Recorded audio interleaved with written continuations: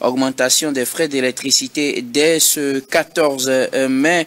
Les frais d'électricité et de l'énergie ont flambé au Togo avec une hausse globale de 12,5% selon un arrêté interministériel rendu public au journal officiel. Une augmentation qui va concerner pratiquement tous les secteurs de l'énergie, en tout cas d'utilisation de l'énergie électrique au Togo. Comme pour le quatrième sujet, vous le savez, la parole est à qui veut la prendre en premier. Les Togolais découvrent donc l'augmentation des frais d'électricité, une augmentation qui ne les laisse pas indifférents. Chers invités, la parole est à qui veut la prendre en premier. Ben écoutez, docteur Guillaume, je pense que cette annonce a été faite sans bruit, véritablement. La plupart des populations ont été surpris par cette nouvelle hausse du prix de l'électricité. Les populations auraient voulu qu'il y ait une pédagogie derrière, comme on le dit.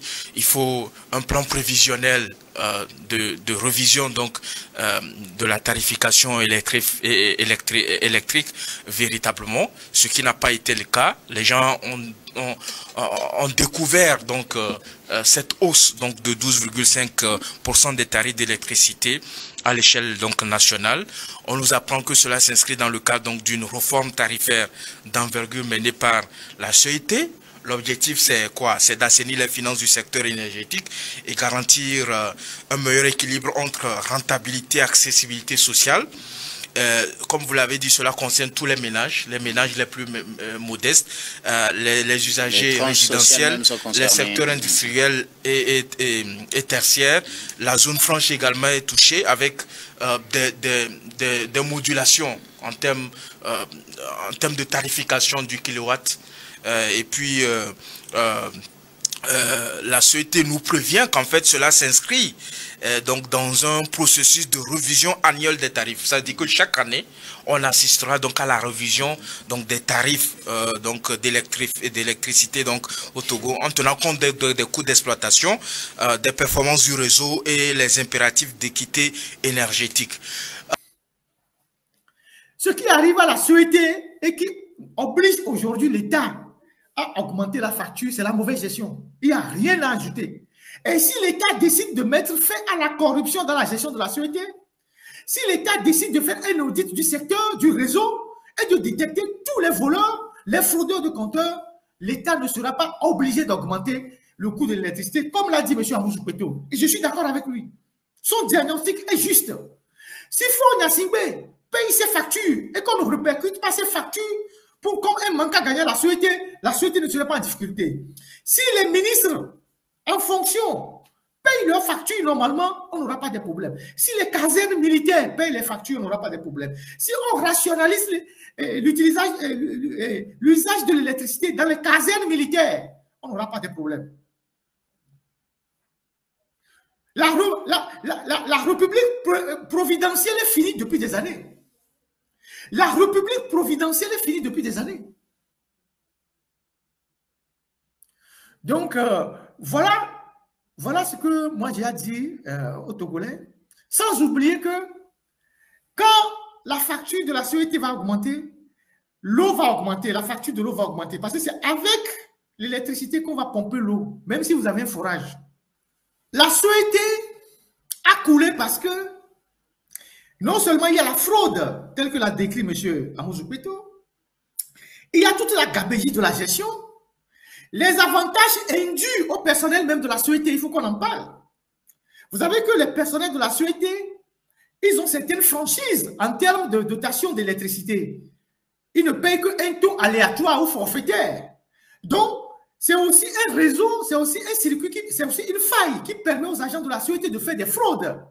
Il y a des gens qui ont installé en leur nom des compteurs sur leur deuxième maîtresse, leur copine, leur troisième maîtresse, les amis, ils prennent l'argent. À partir de cette faille-là, à partir de cette faille qui consiste à ce que les gens de la CET aient des avantages liés à leur appartenance à ces sociétés-là, les gens ont conçu, les gens ont loué des maisons à leur maîtresse, à leurs frères, à leurs cousins, les gens sont allés même prendre des noms d'autres personnes. Ils ont enregistré les compteurs en leur nom. Eux, ils prennent l'argent. Ça se trouve aussi à la CET. Quand vous situez la part de responsabilité des autorités, il faut situer la part de responsabilité des citoyens. C'est comme ça qu'on est objectif. Il y a des gens qui m'ont dit une fois que oui, Air Afrique était une belle compagnie, mais les Français ont fait ceci pour couler ça parce qu'ils voulaient faire passer c'est pas Air France. J'ai dit oui, mais nous aussi on est responsables. Quand on a dit que Air Afrique là, c'est pour les Africains et que les gens avaient des possibilités de voyager avec des forfaits, les gens mettaient leur famille, leurs enfants, tout. Hein? Ils payaient les billets à 50 000, Lomé-Paris, ils venaient. Ils mettaient les nourritures dans la soute, tout pour venir vendre. Conséquence, la société a écoulé Air Afrique, c'est ça la gestion que nous faisons de nos sociétés. C'est la même chose dans la sécurité. Les agents de la sécurité aussi sont responsables de ça. Si demain la société ferme, mais vous êtes aussi responsable. Parce que ce qu'on appelle Fiohabenu, c'est pour l'État. Donc les gens pensent que comme c'est pour l'État, il faut l'utiliser.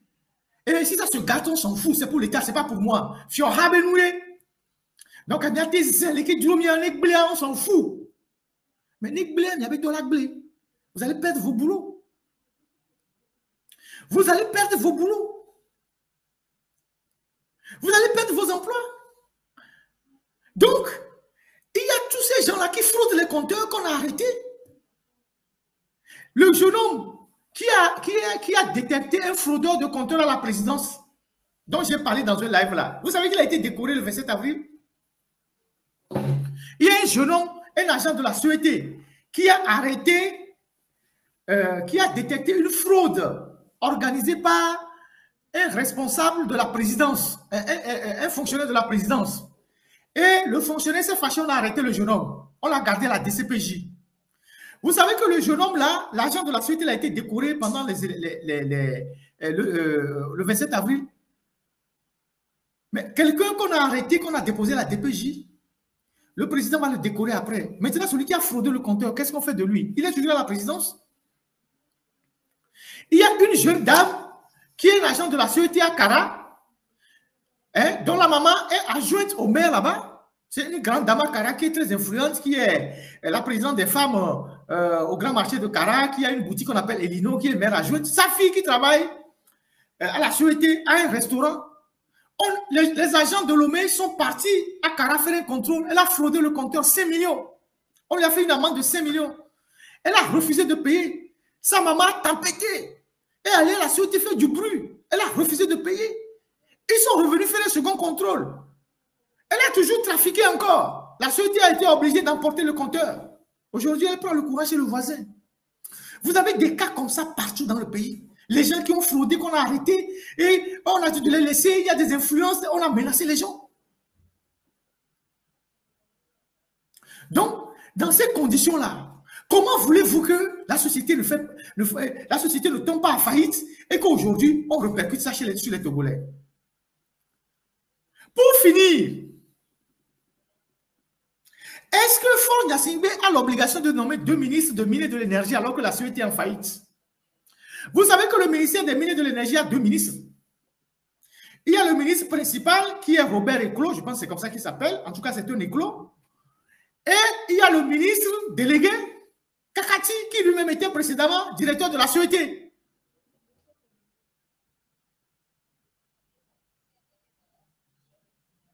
Quelle est cette façon de gouverner un pays où on ne peut pas capitaliser les maigres ressources qu'on a et on nomme 2 ministres dans un ministère qui est en faillite? Sachant que quand on nomme 2 ministres, c'est des avantages indus. Donc, Robert Eclos, il ne va pas payer l'électricité, il aura une voiture de fonction, il aura les bons d'essence, la sécurité va lui donner des bons d'essence. Kakati, pareil, il va avoir une voiture de fonction, il va prendre une voiture à la sécurité va payer son courant, va lui donner des bons de carburant. Donc, c'est des charges pour l'État. Vous savez que la sécurité est en faillite et qu'on va presser les Togolais de payer quand vous créez un Sénat qui est budgétivant, quand vous payez des députés ou des sénateurs qui vont rester là, ne rien faire. Vous savez que le pays est en difficulté et vous augmentez le nombre de députés. Vous savez que le pays est en difficulté et vous organisez des sommets inutiles à Lomé. Quand vous êtes en train de faire médiation à la RDC, vous amenez les anciens chefs d'État qui paient les factures.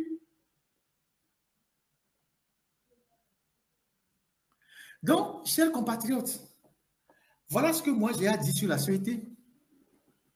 Sans oublier que les Menyasingbe ont pris des marchés là-bas qu'ils n'ont jamais exécutés. Ils ont pris des milliards sans exécuter les marchés. Menyasingbe, c'est aussi un autre cas. C'est aussi je ne sais pas comment dire ça, un pourfendeur de la société. Je ne sais même pas comment dire. C'est les gens qui ont mis la société à genoux. Menyasingbe. Ils prenaient des marchés là-bas. Transformateurs, je ne sais pas, compteurs, tout. Aujourd'hui, nous sommes en 2025.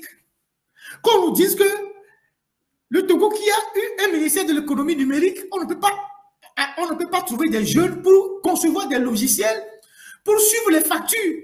Au Ghana, on est en train d'introduire le suivi des factures sur les téléphones.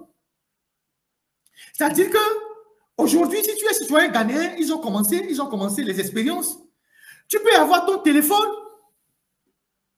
et tu suis ta consommation. Comme ça se passe en Europe, avec certains prestataires. Tu as ton téléphone, tu suis ta consommation et tu sais comment la réduire quand ça ne va pas. Ils ont commencé par installer ça sur les téléphones des gens au Ghana pour que les gens suivent leur consommation. Au Togo, nous sommes encore au temps des ancêtres, au précambrien, où il faut que l'agent de la société porte sa blouse pour venir sonner chez toi dans la maison pour relever la facture. L'agent de la sécurité va porter son casque, sa blouse bleue, et il vient sonner chez toi. Il va venir regarder, il va dire, bon, tu veux. Et il note ça, avant qu'on ne sorte la facture. Nous sommes au temps préhistorique. Alors que nous sommes à l'ère du numérique. Les gens ont leur facture ou suivent leur consommation sur leur téléphone. Les Ghanéens ont commencé par faire l'expérience. Au Togo, c'est la bouche. C'est un pays sans vision, rien du tout. Donc, chers compatriotes,